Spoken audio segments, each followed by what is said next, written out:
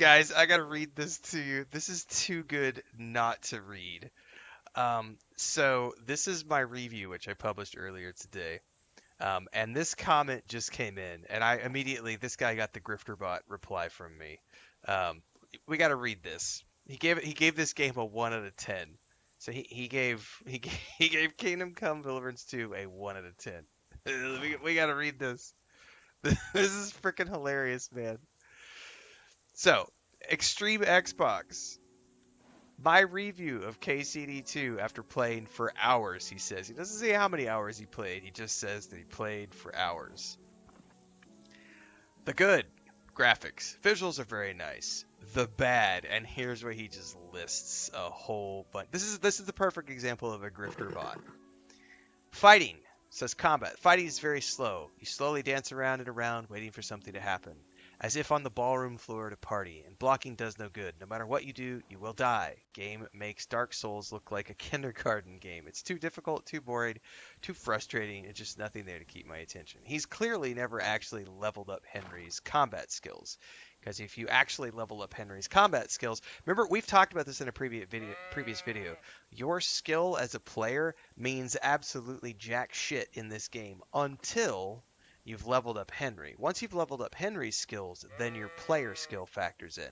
But Henry, it doesn't matter how good you are at pressing the block button. If Henry's block skill or defense skill is low, he's not going to block.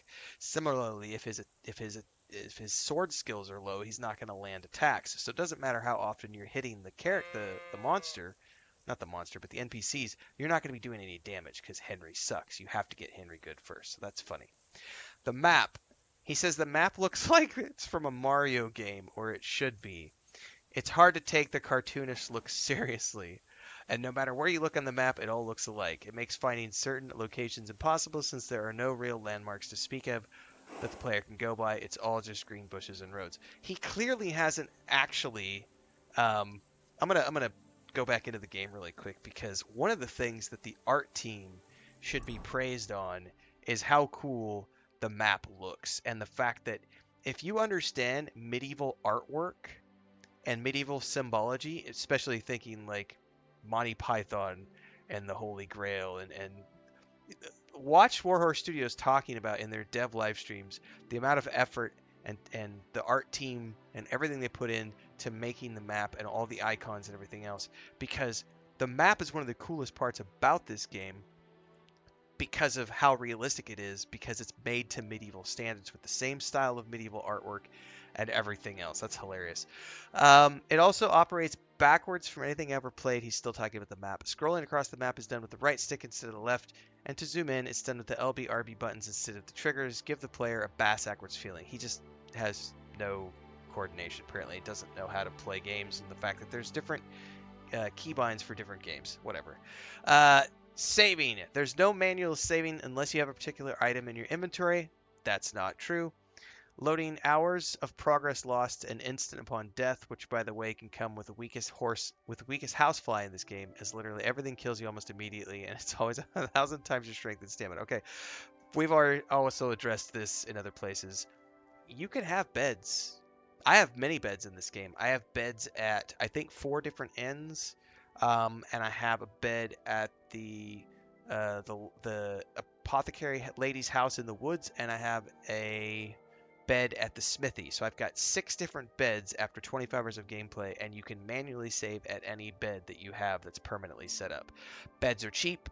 You can buy a permanent bed in most of the inns for a few groschen.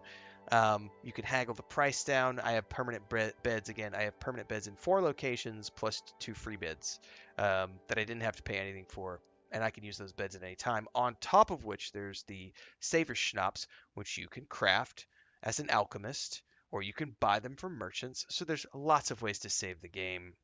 That's just not true. Gang member mentality. Instead of a fair fight, since any one man has 1,000 times your strength and can kill you before you count to 1, instead the game is designed to mimic games such as the Bloods and Crips, who will surround you, forcing you to take on an entire group at once. Normally in games this is no bad thing, but when it takes What makes it so in KCD2 is the fact that combat is impossible to give with. Thus, if more than one gang up on you, it's a guaranteed death. Might as well give up, lay down, and wait for it. Again, he hasn't actually gotten good at combat. Like, you're supposed to actually put in the time to train Henry and get good. Once you get good with your defense and your warfare and your swords, multiple enemies are not a problem.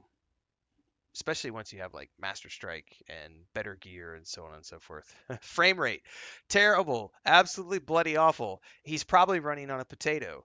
Although his username says Xbox, so that's just not true because on the Xbox, much like I'm playing on the PS5, you have performance mode, which is 60 plus frames, and you have fidelity mode, which is I think targeting 30, but it goes higher than that. So it just depends on what you want.